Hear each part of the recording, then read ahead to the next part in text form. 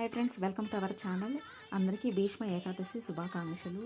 Friends, మాకు దగ్గర ఉన్న టెంపుల్లో, శివాలయం టెంపుల్లో భీష్మ ఏకాదశి సందర్భంగా సత్యనారాయణ స్వామి వ్రతము అలాగే విష్ణు సహస్రనామావళి రెండు జరిగాయండి.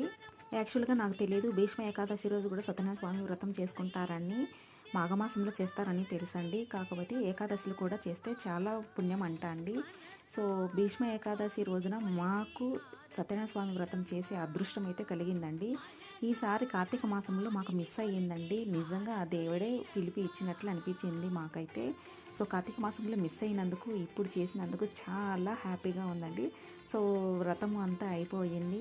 సత్యనారాయణ స్వామి వ్రతంలో కథ ఎంత ముఖ్యమో ప్రసాదం కూడా అంతే ముఖ్యమండి. ప్రసాదం తప్పకుండా తీసుకోవాలి. సో ఆయన అభిషేకం చేసిన పంచామృతము ప్రసాదము స్వీకరించాలి. Thank you for watching my video. Bye bye.